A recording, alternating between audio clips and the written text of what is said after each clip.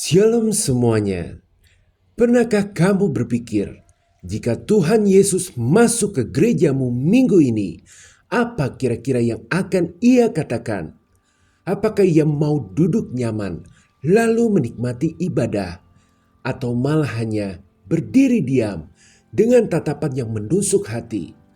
Mungkin Ia akan mengkritik, dan mungkin sekali kritiknya tidak akan kita sukai. Yesus pernah berkata kepada kita, sesungguhnya janda miskin ini memberi lebih banyak daripada semua orang itu. Lukas 21 ayat 3. 2 peser uang dari tangan seorang janda menjadi simbol bahwa ini bukan tentang angka, tapi hati. Sementara itu, gereja hari ini seringkali lebih fokus pada jumlah pengunjung, jumlah kolekte, atau kualitas tontonan. Yesus menulis surat keras kepada jemaat Laodikia. Engkau berkata, aku kaya, aku telah menjadi kaya, dan aku tidak memerlukan apa-apa lagi. Dan engkau tidak tahu bahwa engkau adalah orang yang malang dan sengsara dan miskin dan buta dan telanjang. Wahyu 3 ayat 17. Laodikia dulu adalah pusat ekonomi kota, kaya akan tekstil, dan pusat sekolah kedokteran. Kini, gereja-gereja besar seringkali berdiri megah di kompleks bisnis pinggiran kota, lengkap dengan sistem parkir otomatis, studio produksi TV sendiri, dan aplikasi mobile. Tetapi, apakah rohnya sama seperti Laodikia? Kemakmuran materi bukanlah berkat ilahi, itu hanya cermin. Dan jika cermin itu tidak mencerminkan kekayaan rohani, seperti pengabdian, kerendahan hati, belas kasihan, maka ia kosong. Yesus dalam surat ke Laodikia menawarkan obat, emas yang dimurnikan oleh api, pakaian putih, salep mata. Maka gereja yang mengabaikan hal-hal ini berada di ambang penolakan oleh Tuhan. Demikian juga halnya dengan iman.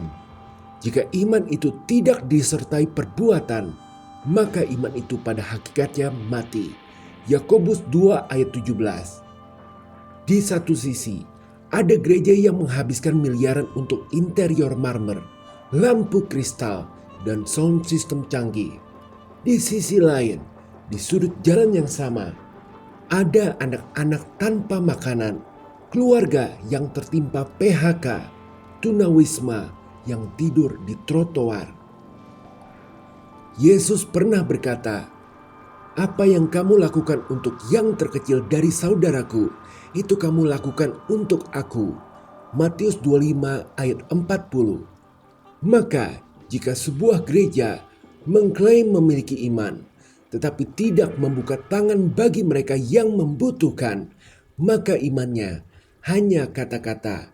Ia hidup dalam ritual, tapi mati dalam hubungan dengan Tuhan. Dalam Yohanes 2, Yesus membalikan meja-meja pedagang dan kursi para penukar uang, karena Bait Allah, rumah doa bagi segala bangsa, telah menjadi sarang pencuri. Dan hari ini, apakah kita masih bisa mengenali Bait Allah di tengah festival rohani yang berbayar alias ada tiketnya, minyak urapan yang dijual lebih mahal dari Alkitab, penggalangan dana buah sulung dengan janji berkat yang proporsional dengan jumlah uang yang diberi?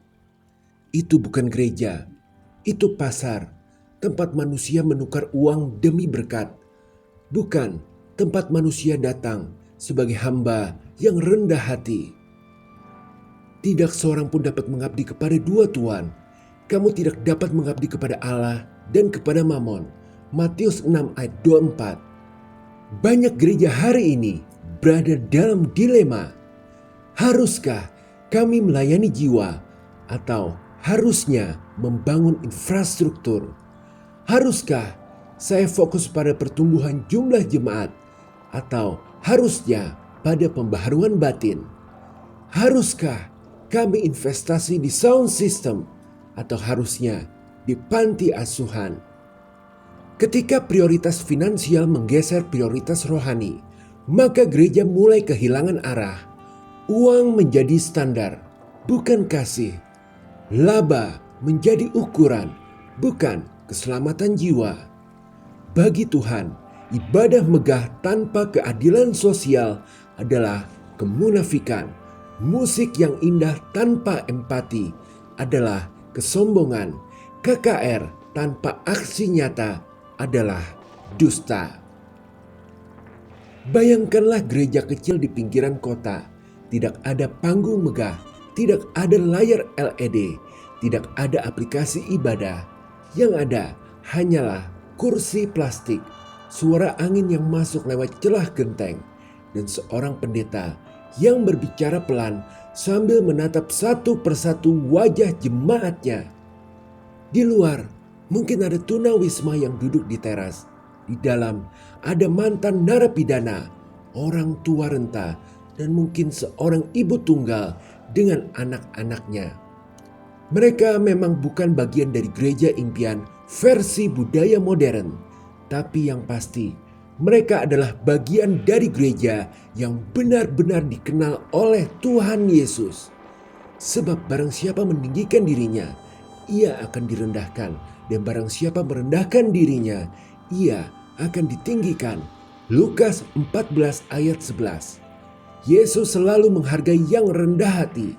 Ia mencari yang tidak terlihat hebat menurut dunia, tapi memiliki kerinduan yang tulus kepadanya. Bukan jumlah penggemar di media sosial, bukan ukuran bangunan gereja, bukan juga reputasi pendetanya, tapi kerendahan hati, pelayanan tanpa pamrih, dan kasih yang nyata. Allah memilih apa yang bodoh bagi dunia untuk mempermalukan orang-orang yang berhikmat. Allah memilih apa yang lemah bagi dunia untuk mempermalukan apa yang kuat. 1 Korintus 1 ayat 27. Gereja-gereja besar seringkali menjadi pusat perhatian karena mereka punya tim produksi, musisi profesional, dan khotbah yang bisa viral. Tapi apakah itu membuat mereka lebih dekat pada Tuhan? Belum tentu. Sementara itu, di sudut-sudut kota, ada gereja rumah yang dibangun di atas dasar doa dan roti remah-remah. Mereka tidak punya anggaran besar, tapi mereka mendapat sorotan dari tahta surgawi. Seorang pemuda yang rela melewatkan pekerjaannya demi menjemput nenek di panti untuk ke gereja. Sebuah kelompok kecil yang menyediakan makanan panas tiap malam minggu untuk tunawisma. Pendeta yang menolak uang donasi ilegal karena ingin hidup dalam kebenaran. Itulah gereja yang dilihat oleh surga meskipun diabaikan dunia. Tetapi jika terang yang ada padamu gelap, betapa gelapnya kegelapan itu. Matius 6 ayat 23. Juga Tuhan Yesus pernah berkata keras kepada gereja Efesus, "Aku mencela engkau, sebab engkau telah meninggalkan kasihmu yang semula. Ingatlah betapa jauhnya engkau telah jatuh. Bertobatlah dan lakukanlah pekerjaanmu yang semula. Kalau tidak, aku akan datang kepadamu dan aku akan mengambil kaki dianmu dari tempatnya jika engkau tidak bertobat." Wahyu 2 ayat 4-5.